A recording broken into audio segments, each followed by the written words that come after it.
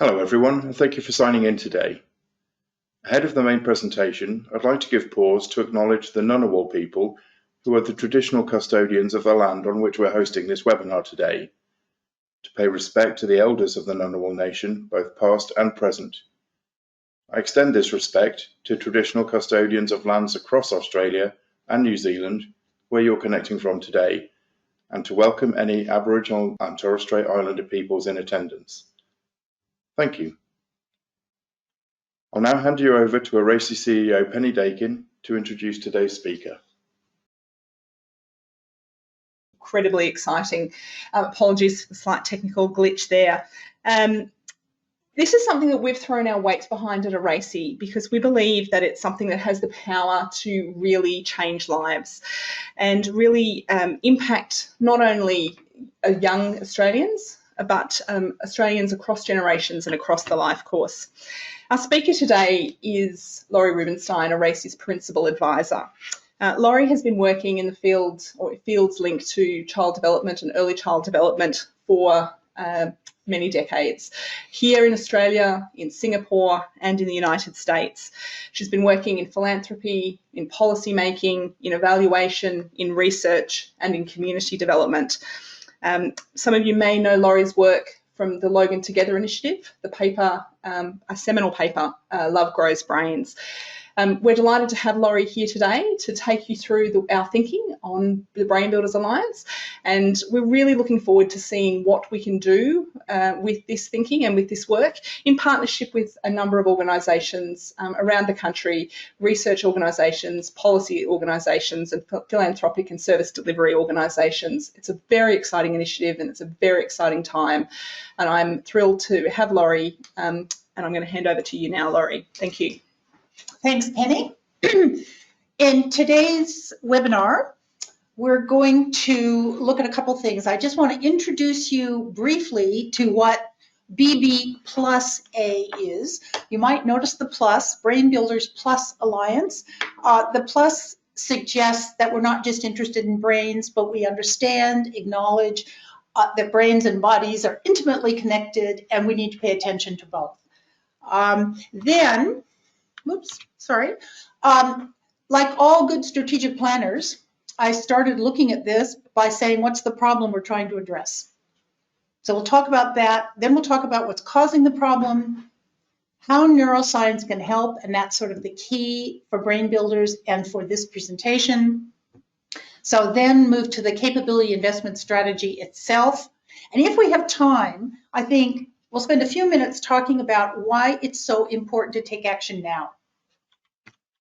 So, Brain Builders Alliance, what is it?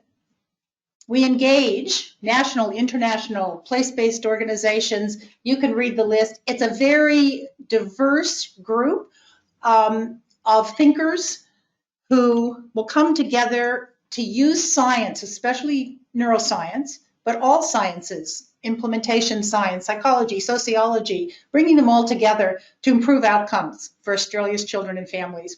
And importantly, to try to break the cycle of intergenerational disadvantage. BBS is about moving, or BBA, sorry, is about moving beyond what we know to what we do given what we know. Over the last couple years, there's been a lot of talk about, and people have been discussing neuroscience and brain building and what happens during the first 1,000 days in particular. And the question keeps coming up, gosh, this is so interesting, this is thrilling to know, but what do we do? So the Brain Builders Alliance is about what we can do. So who are we? Just quickly, in the box on the left, you can see who our Australian partners and co-design team are. And so many of these organizations have contributed immensely to our understanding of brain building and how important it is to support strong brain architecture. And then we've developed a lot of international linkages as well. We thought it was important to see what people were doing in other jurisdictions around the world in applying neuroscience. So putting this all together, we're sort of hoping, that by leveraging the knowledge, skills, and expertise of all of these really good thinkers and practitioners and communities, we can move and close the gap between what we know and what we do. By promoting broad-based awareness, we're hoping we can begin to mobilize people to expect more from our governments in terms of transforming human development systems. By rapid testing of new programs and interventions, we can find out what works with whom, under what conditions, and scale up when appropriate. And by creating partnerships with both national and international organizations, we're hoping that we can accelerate our progress. And by doing these things, we can build strong brains, strong families, and strong communities. That's what Brain Builders is about. So, what's the problem we're trying to address? It's a very wicked problem indeed. Far too many of our children are not thriving. The Australian Early Development Census tells us that far too many are vulnerable across all developmental domains at school entry. And importantly, developmental vulnerability is systematically linked to patterns of social disadvantage. And in spite of the fact that the early years have been on the agenda in Australia for a long time, and governments have pursued a range of different approaches to policies and programs and investments, very little progress has actually been made yet. A few stark facts can tell the story. So we know 1 in 5 of our children are developmentally vulnerable at school entry. For kids living with disadvantage, it's 1 in 3. And for Indigenous kids, it's 2 in 5. Many of these children we know will never be able to catch up. And that's what's really critical about getting in early part of this work. Because the early development of these skills, all the cognitive, emotional, social, etc., they're all prerequisites for well-being, economic productivity, and responsible citizenship. All aspects of adult functioning, from managing households and work life and all of the kinds of demands, multi-skilled that we need to be able to put together, they all build on capacities developed in early childhood. So, why do we have this problem? Why is it sticking with us? Well, there are lots of reasons. On the left, I'm sure all of you are familiar with Yuri Bronfenbrenner's famous model of the child at the center with all the concentric circles of influence. If you look at the other side of the screen, I've just named up some of the things that have a really huge influence on the way kids develop. Everything from their socioeconomic status to family functioning, to the kinds of relationships they have, social connectivity, all of these things have an influence positively or negatively on how kids develop. And this will be familiar to probably all of you, but I think it's really still important. The living conditions can impede or facilitate kids' development.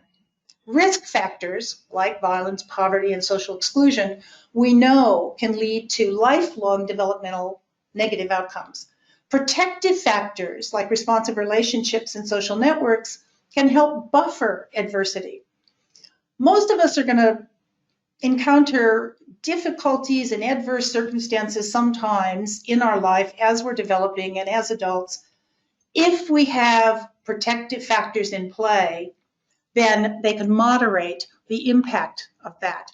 It's all about getting the balance right. We can't avoid all risk factors, none of us can, but we can try to build up the protective factors. So, when risk factors consistently outweigh protective factors, the result is toxic stress. It affects children's neurobiological systems, and importantly, it impedes the second stage of brain development in adolescence. Sometimes we forget about that period, which is also a period of great plasticity. And it compromises adults being able to use their executive function skills and caregiving capacities. Entrenched disadvantage is a particularly difficult and potent kind of toxic stress. And I think what's important about it is that people sometimes say, well, gee, why do people with very little income make poor decisions about how they're spending their money or what they're doing? Well, they're not making poor decisions. It's really about what happens when disadvantage is with you and produces toxic stress. It consumes people to the point where they have a very difficult time focusing on the future. It's very much, what am I going to do today? How am I going to pay the rent? How am I going to put food on the table? And one of the things that I've noticed in responses to COVID-19 is hearing more and more people say, all I think about is how I'm going to get through today because I don't know what's going to happen tomorrow. Now, for some people, that's not something they live with all the time. But for people who live with entrenched disadvantage, it is something they live with all the time. And it actually affects the way we analyze our problems and how we think about strategies to address them. Importantly, it compromises the very same brain-based skills and behaviors most necessary for people to stand a chance of lifting themselves out of it. In short, toxic stress literally gets under our skin. It's embedded in our biology, and it can be handed down from generation to generation. This is a really simple model of how this works. Entrenched disadvantage causes ongoing toxic stress, which compromises neurobiological systems. It also compromises parenting. It makes it difficult for people to be at their best. And together, those increase developmental vulnerability and can produce poor outcomes. Ineffective human services systems, however, are also a significant cause of poor outcomes.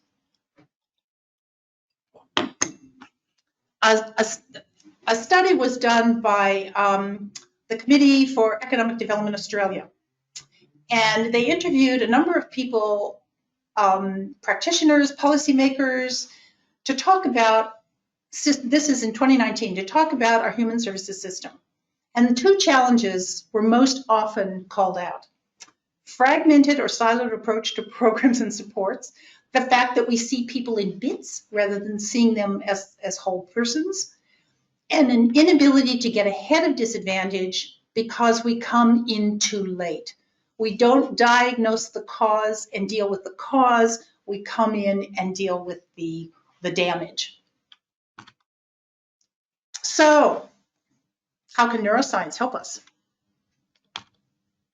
Well, it can help. And this is, I'm going to just read this direct quotation because I think it's really important.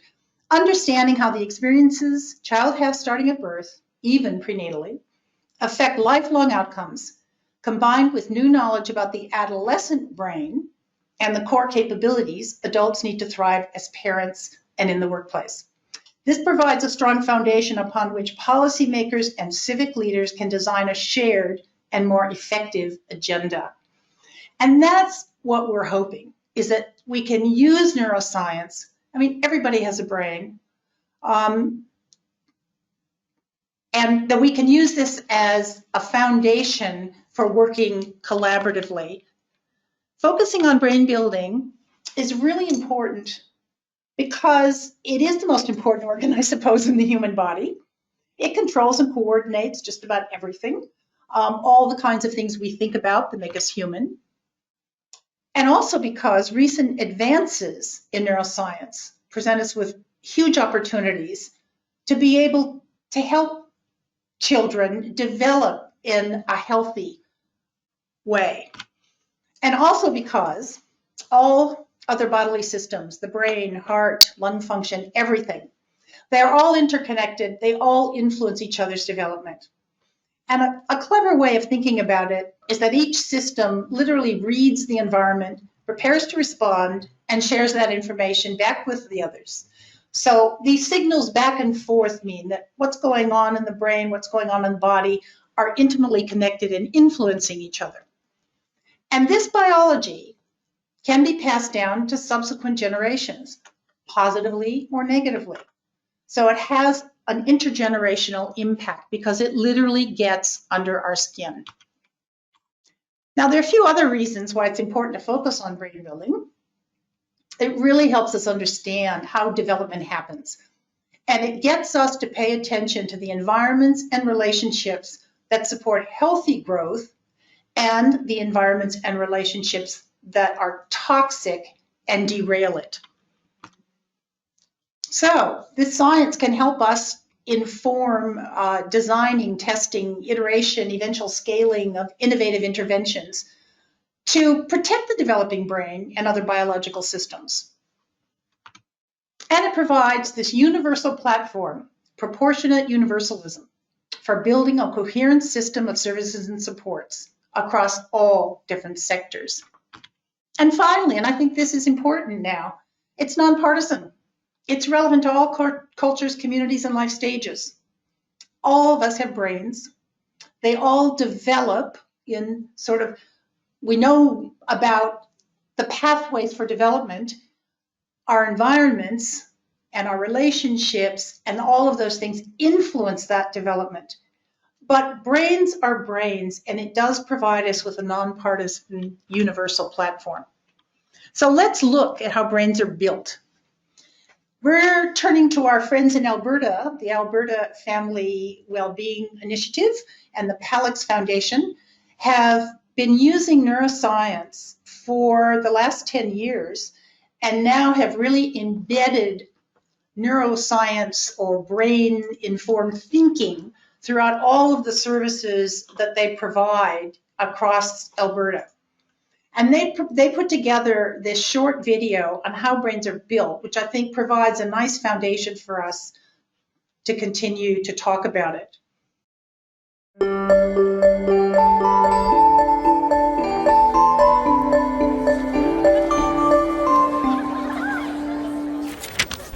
Science tells us that the experiences we have in the first years of our lives actually affect the physical architecture of the developing brain.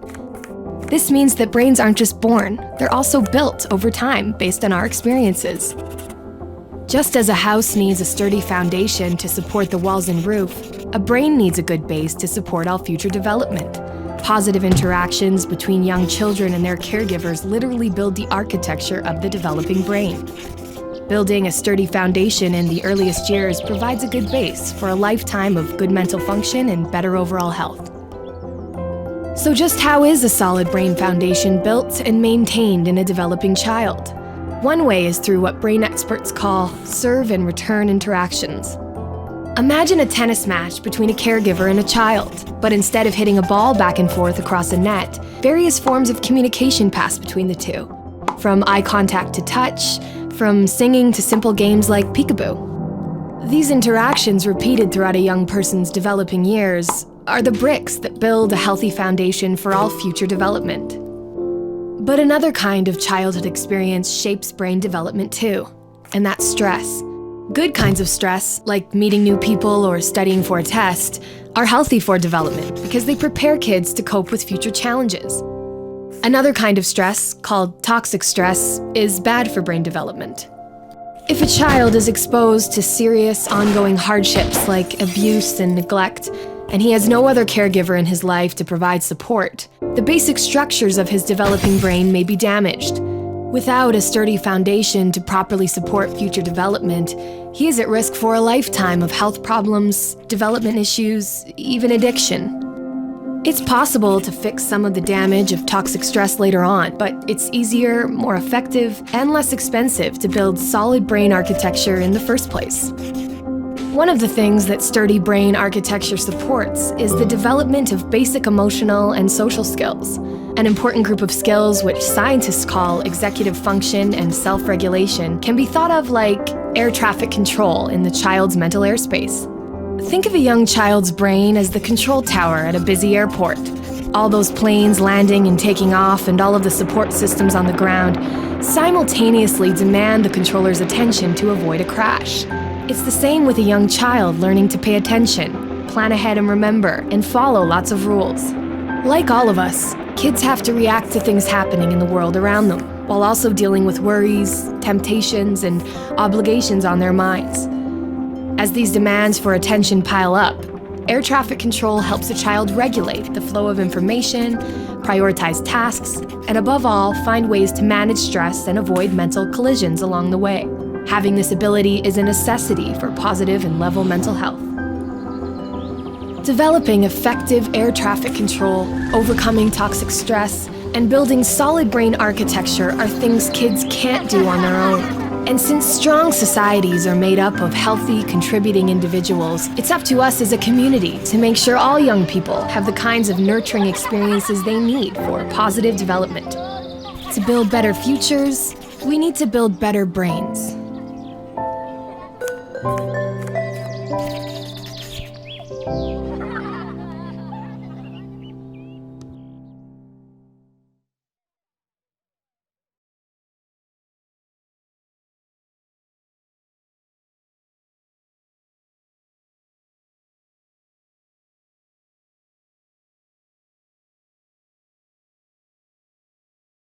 I think that there are three messages that sort of emerge from that video about brain building that are really important for us to remember.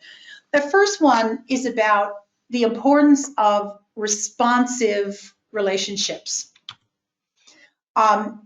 Really, that serve and return, which many of you might have heard about, the idea that we should be interacting with our babies from the time they are born in a interactive back and forth playing sort of way. Those kinds of relationships are absolutely critical. But manageable levels of stress are also really important. We can't necessarily eliminate all stress. We can try the best we can possibly do to change environments so that they're more supportive of families and of children, but we can't entirely get rid of stress. But one of the important things is that we can help people manage it by building strong core life skills.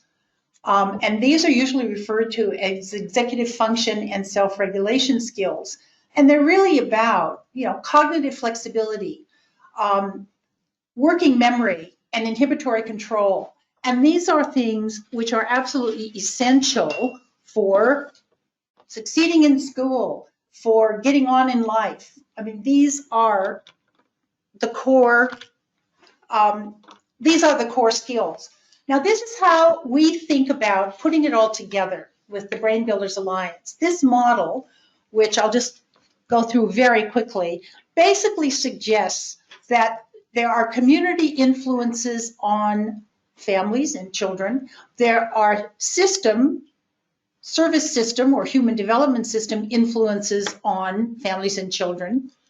And together, they lead to responsive relationships that are nurturing, and executive function skills and self-efficacy. Those are the two pieces which are critical to helping people develop resilience. And resilience is what leads to healthy outcomes, enables families, individuals to thrive. So it's about looking at the environment, looking at the service system, and seeing what we can do about that to help kids develop the life core skills that they need, as well as the self-efficacy, which I'll talk about more in a minute, to create the resilience which allows them to deal with whatever they're going to confront. Now, I'm going to skip. Well, I'll just take a minute to explain the creating healthy environments. Just want to be sure that even though what I'm going to talk about today with the capability investment strategy doesn't deal with changing environments, we are aware that the kinds of environments in which kids live, especially if they're living with things like violence and unemployment and poverty and uncertainty, do have an impact, and we need to be able to deal with them, just as we need to have good service systems, because one of the things about our fragmented service systems, they cause toxic stress to families as well. So we need to be aware of those, and I'm acknowledging that those are important, although that's not going to be the focus of what we're talking about today. So this is really our theory of action. We need to infuse how we think with the outputs of neuroscience and the brain story, if you will, so that we can create change agents across sectors, whether it's human services, it's education, it's social welfare, it's family support, it's parenting support. What we're going to do is move on to talking about the capability investment strategy, which is really our first attempt to seriously think about how to put brain science, neuroscience, to work to improve things for kids. So, are the slides showing? Yes. Oh, they are. Okay. I can't see them. There we go. There we go. Okay. So, building children's potential, capability investment strategy, which ARACY just published last week. It identifies the core skills that we all need to thrive, and the way that adversity early in life can affect their development. It argues that by investing in brain building, these core skills in children and adults can help them pursue positive life trajectories. So what are these core capabilities? I mean, bookshelves, you go into a bookstore and there would be cases and cases of books that talk about what children need and what we can do to help them. Everyone wants to know the answer to the question, what's the best way to help children succeed? Well, science, and particularly neurobiology, suggests that there is an answer to this question by putting together two key concepts, one from psychology and one from neuroscience. Executive functioning skills, which I'll talk a bit more about in a minute, added to self-efficacy. Together, these enable not just young children, but adolescents and adults to be able to maximize their potential and to be able to achieve whatever their goals are. So what are executive function skills? It was mentioned in the video. It is the air traffic control system in our brains. It's the group of skills which allow us to focus and to switch from one thing to another as we need to. It helps us figure out how to plan. So these are really core skills that everyone needs. Cognitive flexibility, working memory, inhibitory control. So we need to know how to think. We need to be able to have enough information that we can get access to quickly. And we also need to be able to stop ourselves from reacting impulsively when it's not useful. In children, these skills enable them to focus, remember, and follow directions. All really important things for succeeding in school. In adolescence, they contribute to problem solving and making ethical decisions, delaying gratification when it's appropriate. And in adults, they support the more complex behaviors involved in multitasking, multiple options. One of the things that I think COVID-19 has exposed is how difficult it can be when you're trying to work from home, help your child school from home, while you have a little toddler running around who also can't get into daycare. Executive function skills don't solve those problems, but they enable people to be able to manage them. So, what's self-efficacy? And you'll see up in the corner, Albert Bandura, the grandfather of self-efficacy. It's really the belief that you can do what's necessary to achieve your goals. It's about knowing that you can make things happen. If you have the skills, but you don't feel like you can make things happen, then it doesn't work. It needs both of those things together. You need the skills, but you need the belief that you can actually make it happen. So with it, change seems possible.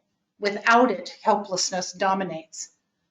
And I think that's really important. And probably all of us have experienced times in our lives when we felt like, oh gosh, not sure I can really make this go. But that's what we're trying to build in kids, is the feeling, not only the skills, but also the belief that they can. So this is what it's about: strong executive function skills plus high levels of self-efficacy. This is the formula for helping kids thrive. The question is, how? So this is when human brains and biology, the starting point, the first 1,000 days. We know this is when brains are the most plastic. We know that that's when we can have the most impact. And it's really important that we understand that the interaction of genes and the environment and experience all wrapped up together is what shapes the architecture of the developing brain. And nothing is more important than that serve and return between parents and their children. And it's been interesting, once people understand that, it's like light bulbs go off and they think, oh my goodness, I can grow my child's brain by talking to my 3-month and by Googling and, coo-cooing back and forth. That's something I can do, and it doesn't cost me anything. I have the wherewithal to make a difference. It's very empowering, I think, for parents to understand that notion of serve and return. But adolescence opens up a second window of opportunity, and this is really important to remember too. Sometimes I think we forget about adolescence.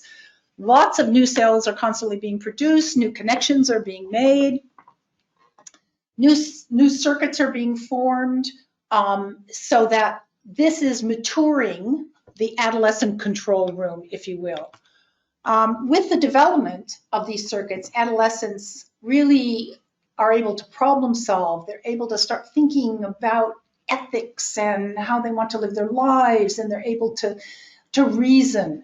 And these are very important changes and a really important time when we can influence the brain development as well.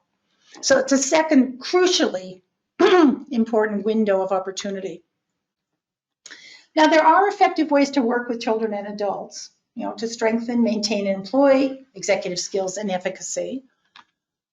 One of them is that there's strong evidence that building protective factors can mediate the impact of adverse life events. One of my favorite quotations from a source I won't remember at the moment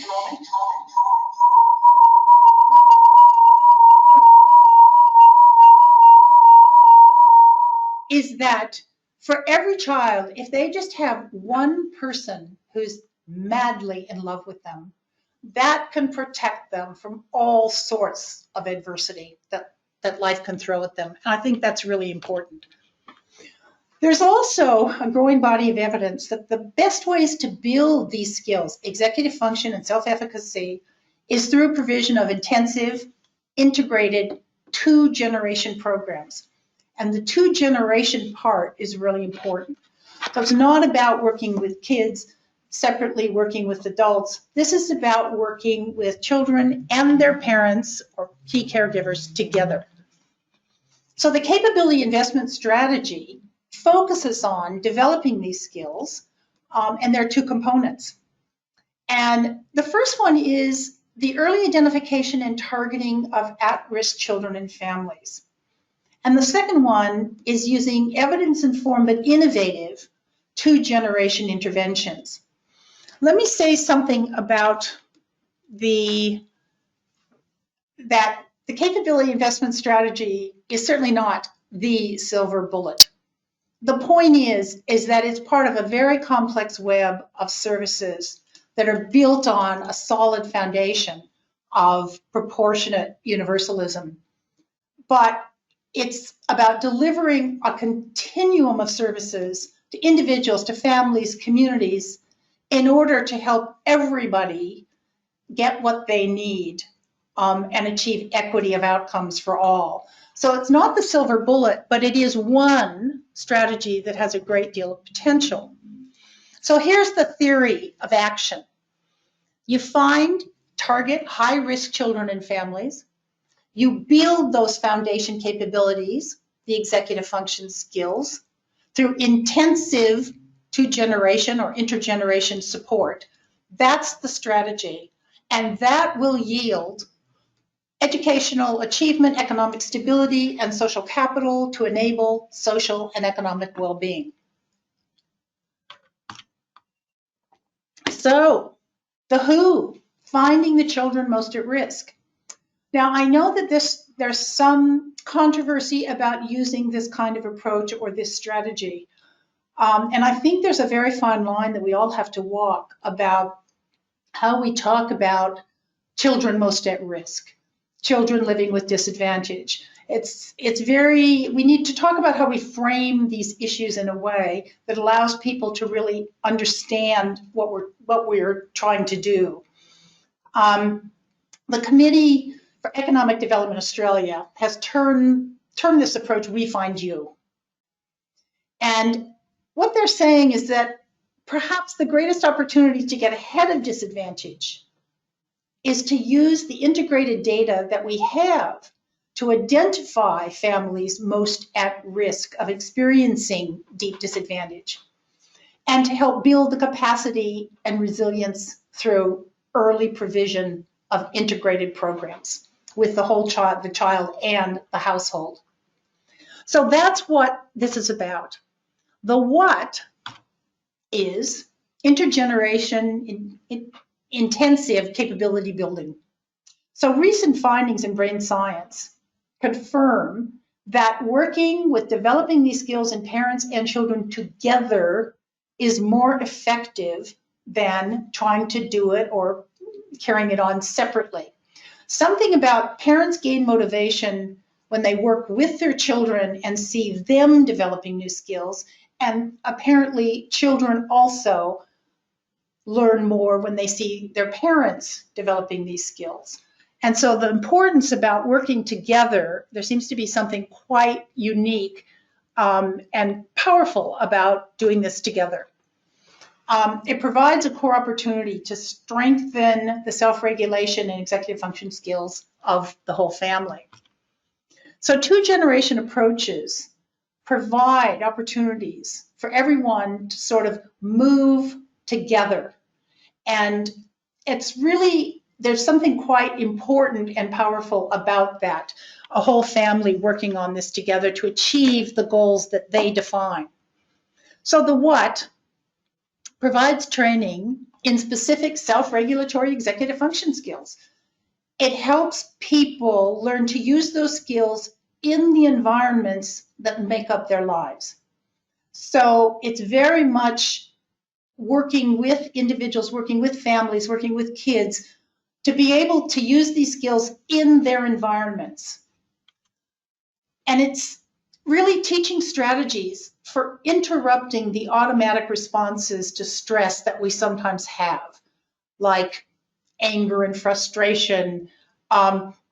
It's teaching people how to calm down a bit so that they can activate intentional self-regulation in stressful situations. Something all of us, I think, can attest to needing.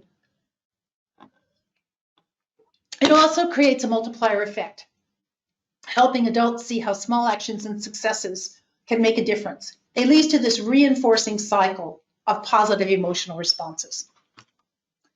There are two very promising programs that I just want to mention briefly that are applying neuroscience in this way, in the way we've been talking about in the capability investment strategy. Secure uses neuroscience to design skill-building strategies for both children and adults. And again, the focus is on being able to use them in their everyday environments and activities. This one is interesting because it employs strategies across home and school. So it's a whole program that aligns experiences that children, young children, from their home to their school, which makes it a whole continuum of developing skills and being able to use them in all these different settings.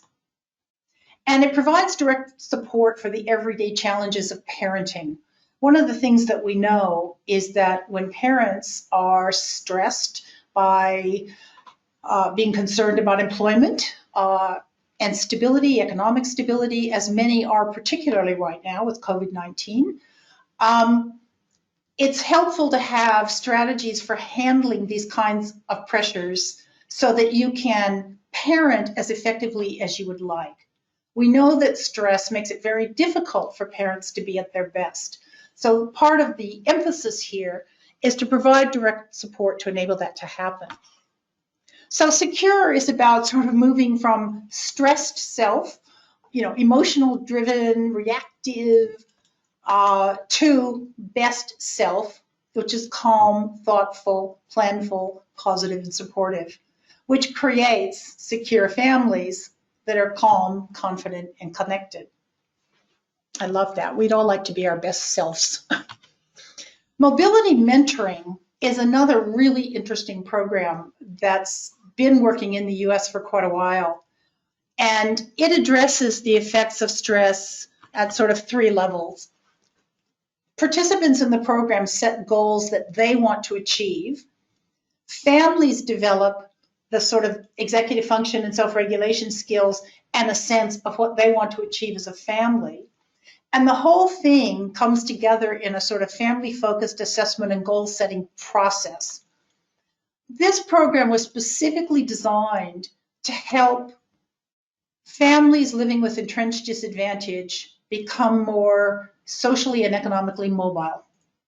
So it was very much, that was the focus, was what can we do to help people who are really being impacted by adversity, ongoing toxic stress, to be able to manage their lives in such a way to set goals and work towards them. That's what this program does. It's based on something called the Bridge to Self-Sufficiency. It's a foundation tool used, and it covers family stability, well-being, financial management, education and training, and employment and career management. One of the things that I think is so interesting about it is that it works obviously with the family on those core skills, the executive functioning and self-efficacy, but it also looks outward to the environments in which they live. So what kind of employment possibilities are there? What's the environment? What does the family want to achieve? How can they do it within the environment in which they're living? So it's very grounded in the experience that people have of how they're trying to manage things, and it's giving people skills to get better and better and better at doing that. I did have a slide that showed the bridge to mobility, but it's very difficult to see online.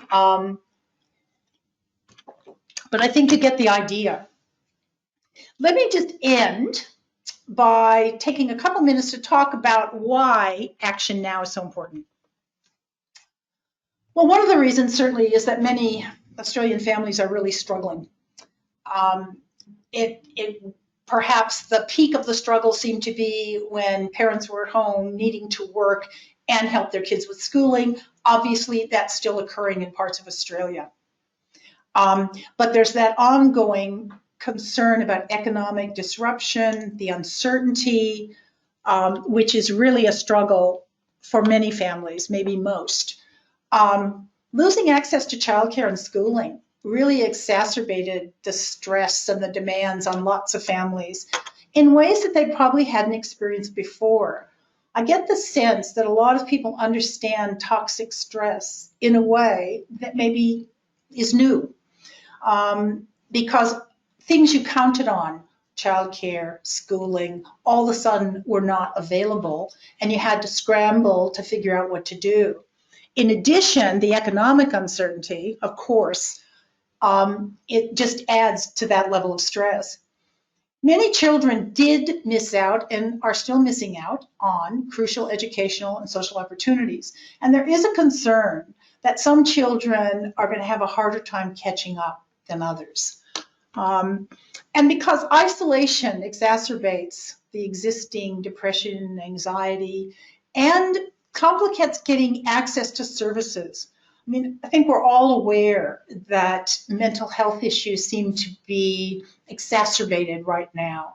And yet some people are saying they are, but they don't know how to get help. They don't know where to access services to deal with it.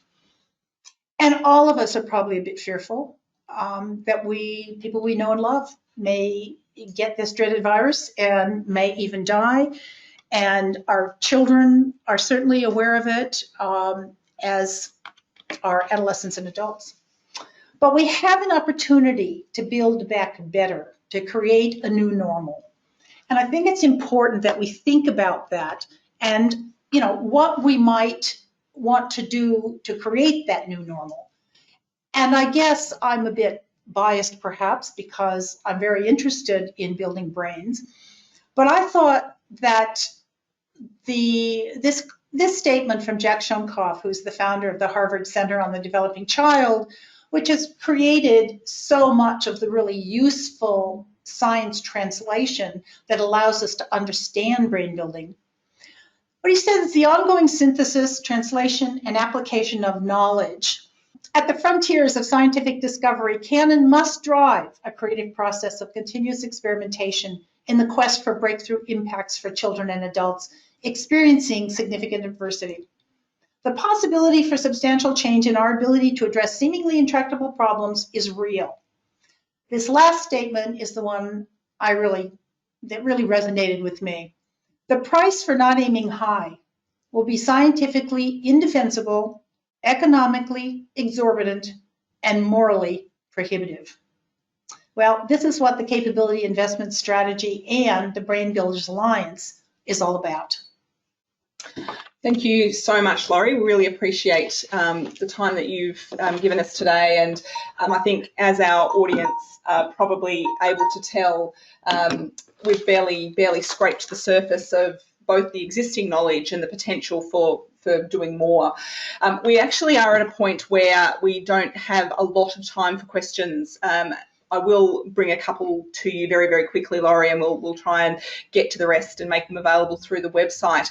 And I do want to take a moment to apologise. We've had a few difficulties, technical difficulties in Studio ARACY today. It's not usual. I think as all of our IT systems are beginning to feel the pressure of doing many, many things online over many, many months, our ability to keep doing that is interesting anyway. I do want to ask you a quick question about systems. So we've been talking about all of these things today, various things that we can do at an individual level.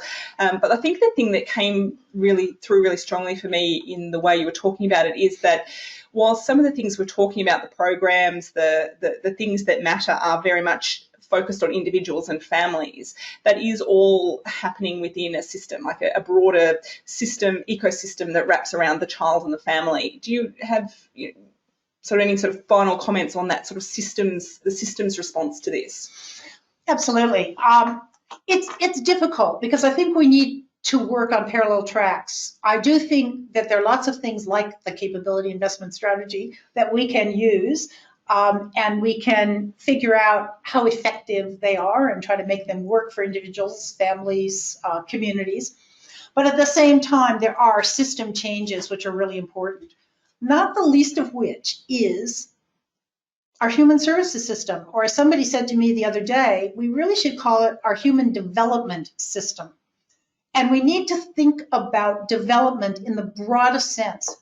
What are the things and we understand a lot of this now, what are the things in the environment which help families, help young people grow and develop in a healthy way?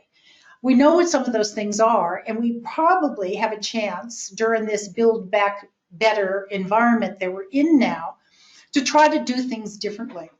I mean, certainly making big system changes like being sure everybody has access to free childcare or free early learning is certainly a better way. Early learning and development is an important system change that we could make.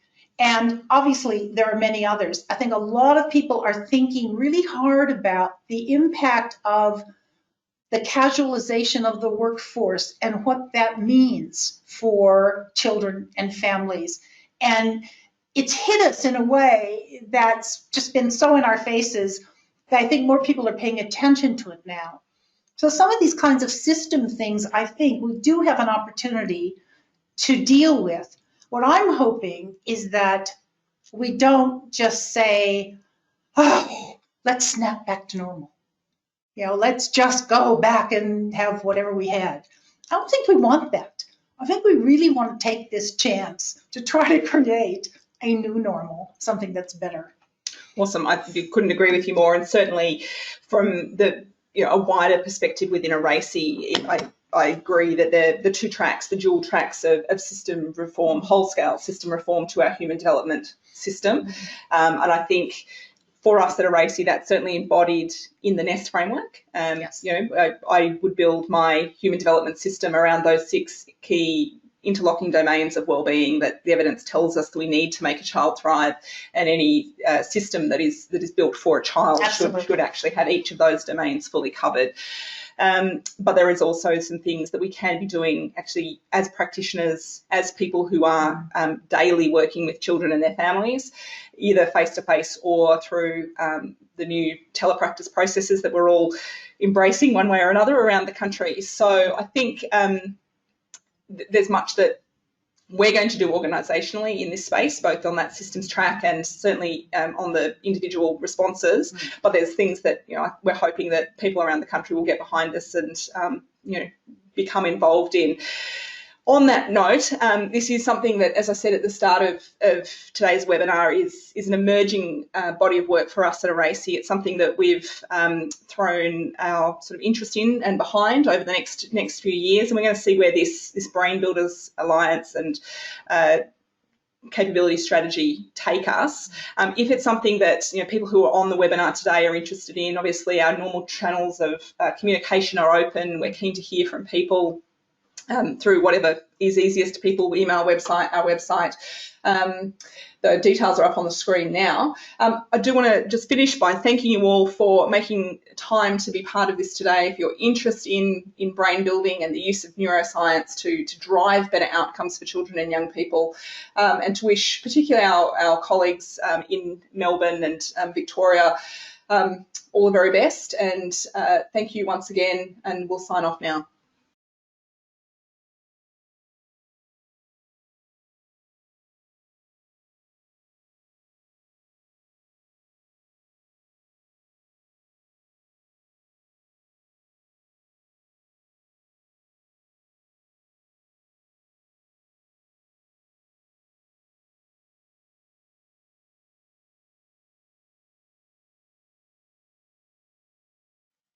Thank you.